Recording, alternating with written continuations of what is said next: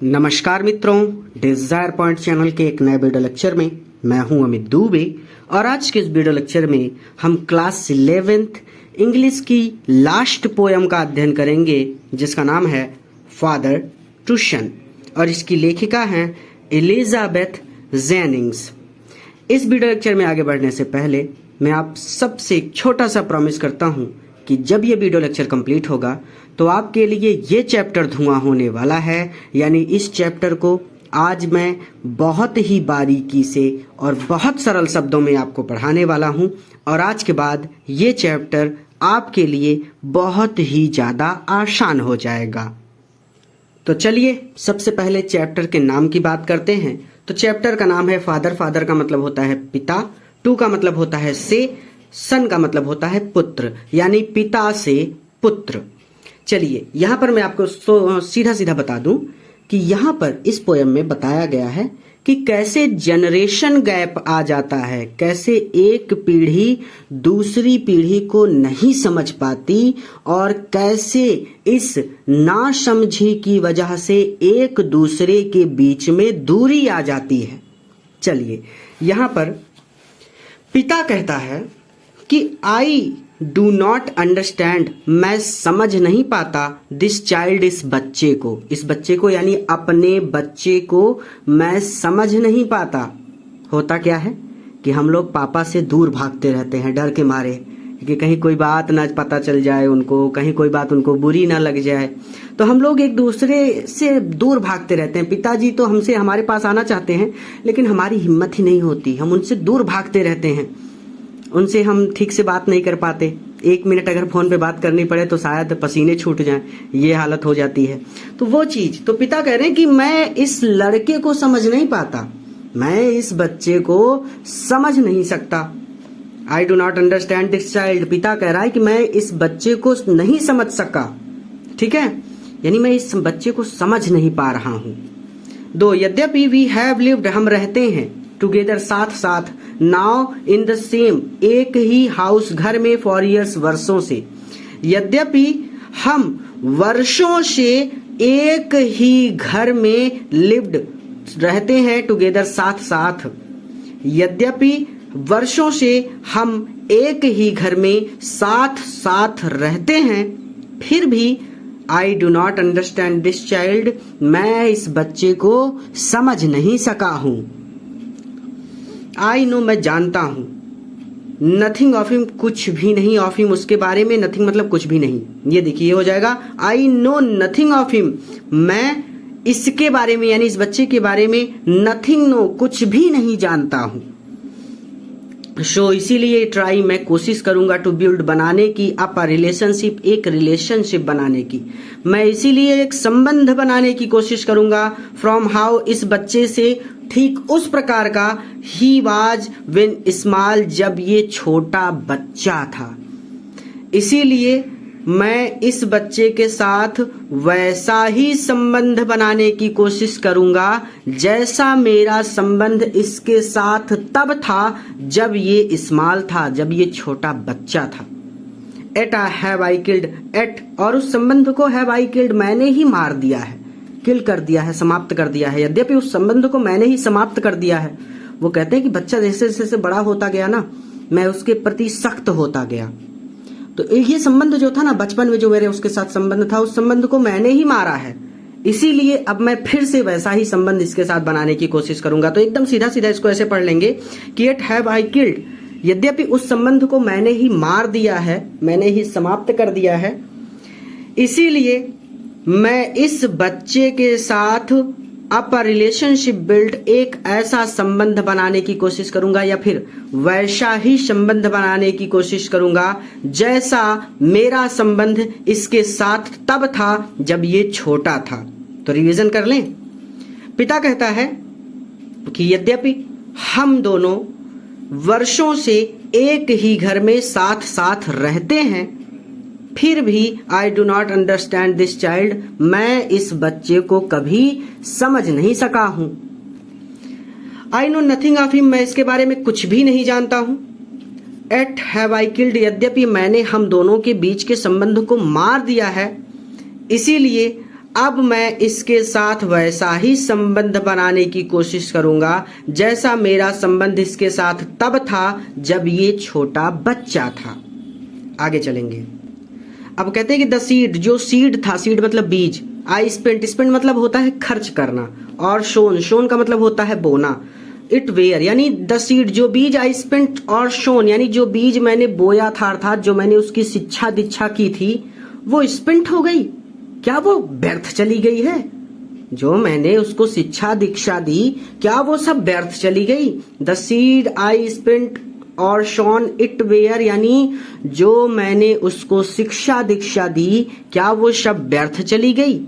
इसको ऐसे भी पढ़ सकते हैं कि द सीड, क्या मेरा बीज अर्थात उसकी शिक्षा दीक्षा, स्पेंट और शोन सब व्यर्थ चली गई है।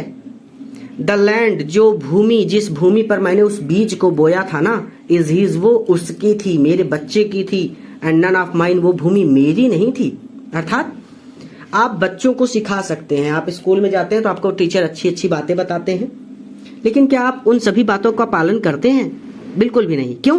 क्योंकि वो भूमि आपकी है, अर्थात पालन आपको करना है, मस्तिष्क आपका है। मैं आपके मस्तिष्क में बीज बो सकता हूं, यानी मैं आपको अच्छी बातें बता सकता हूं, लेकिन आप उस बीज को उगने दें या ना उगने दें, यानी आप उस बात का पालन करें या ना करें, यह आप पर निर्भर करता है, क्योंकि मस्तिष्क आपका है, वो जमीन आपकी है। समझ रहे हैं? यहाँ पर पेड़ से क्या मतलब है? जो पेड़ होता है ना, जब वो बड़ा होता है तो वो फल देता है, छाया देता है। वैसे ही जब एक बच्चा बड़ा होता है तो वो कमाता है, उससे धन आता है, और उस धन से पिता, पुत्र, परिवार, रिश्तेदार सभी का पालन पोषण होता है। यानी जैसे पेड़ फल देता है वैसे ही बच्चे बड़े होकर फल देते हैं।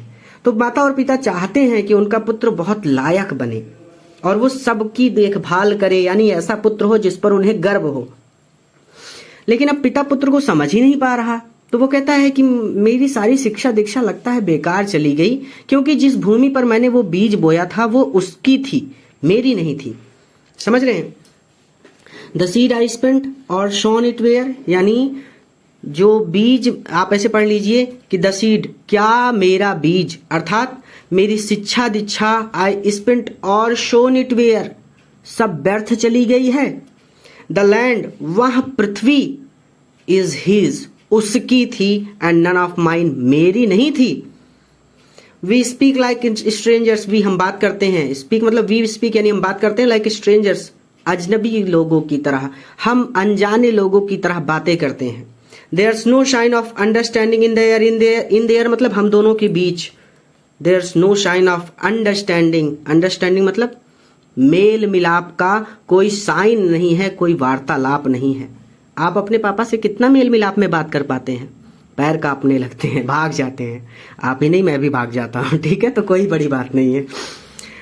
तो there's no shine of understanding in there, यानी हम दोनों के बीच कोई मेल मिलाप का वार्तालाप नहीं है।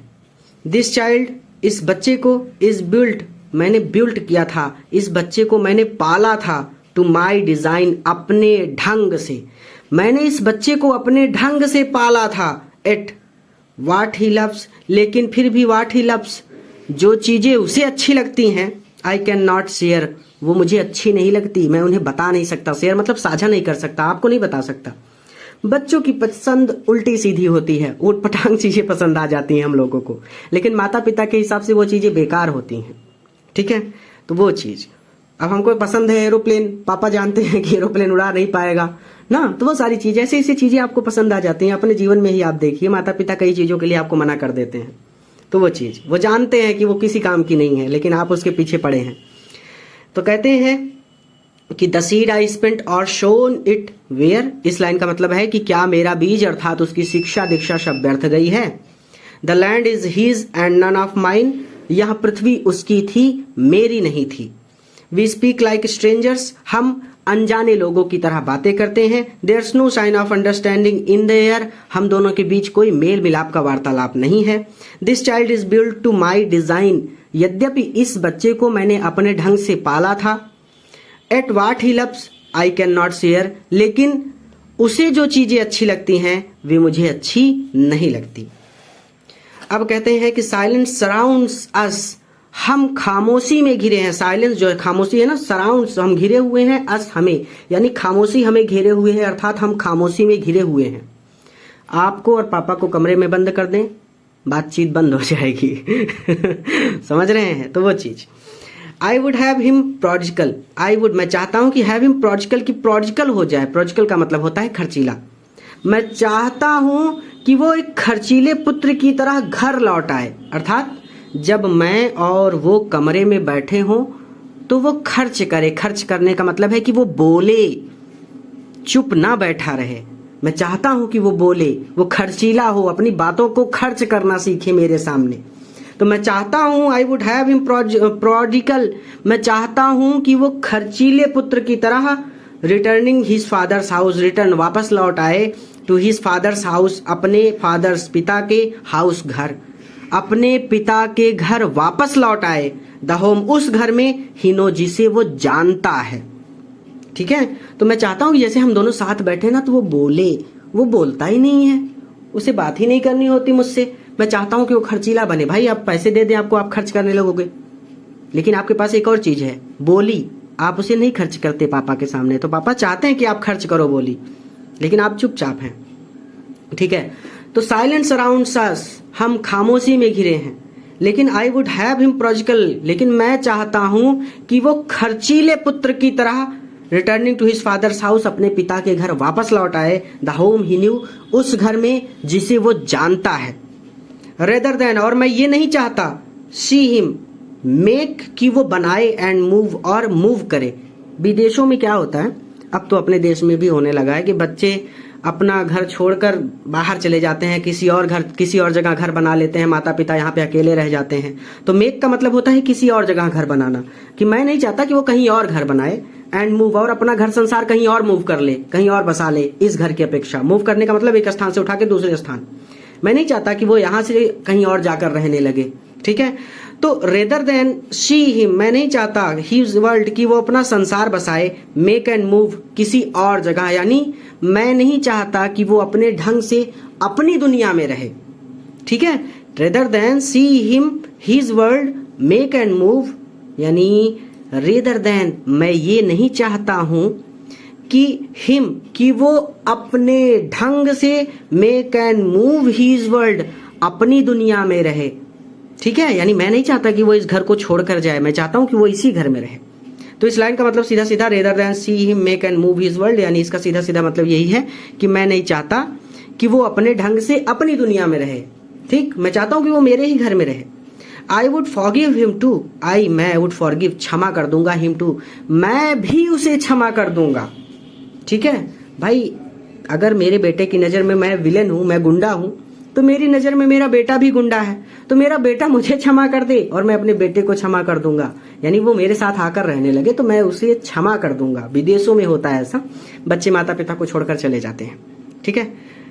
और ये जो लेखिका हैं ये भी विदेश की हैं, भारत की नहीं है। Shaping from sorrow a new world, shaping, और मैं बनाऊंगा, फ्रॉम शैरो, दुख से, अ न्यू लव, एक नया प्रेम, और मैं अपने दुख से एक नए प्रेम का निर्माण करूंगा, अर्थात मैं फिर से उसे प्रेम करने लगूंगा। मैं अपने दुख को भूल जाऊंगा कि मेरा बेटा ऐसा है वैसा है, मैं उसे समझ नहीं पा रहा, वो क्या चाहता है, ये सारी चीजें मैं भूल जाऊंगा। मैं अपने दुख को समाप्त कर दूंगा और एक नए प्रेम का निर्माण करूंगा। ठीक है?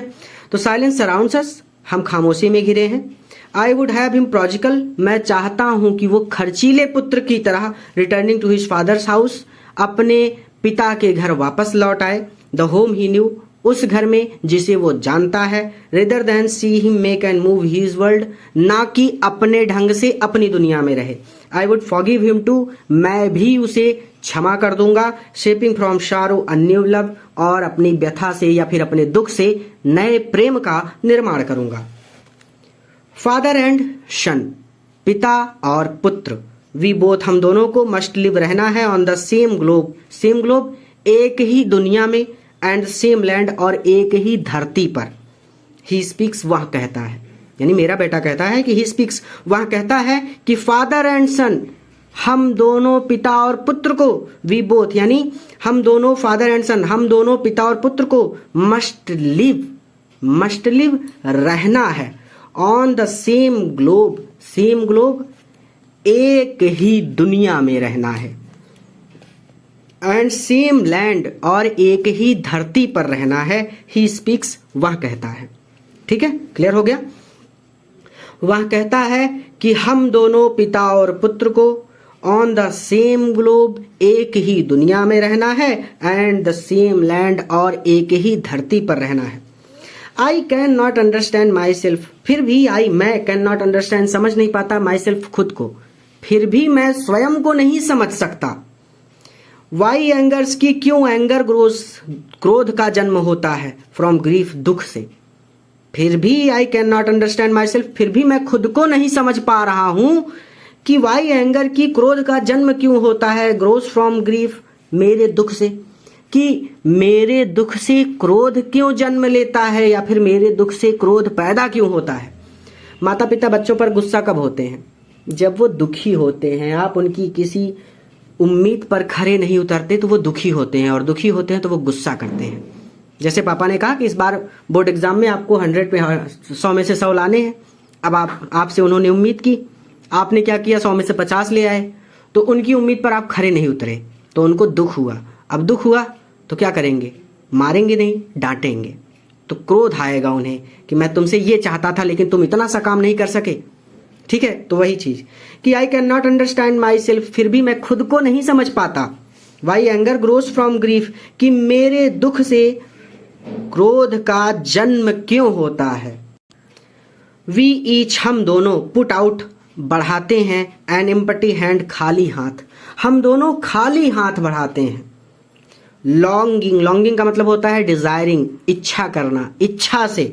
For something to forgive, something to forgive, एक दूसरे को फॉरगिव करने की, क्षमा करने की।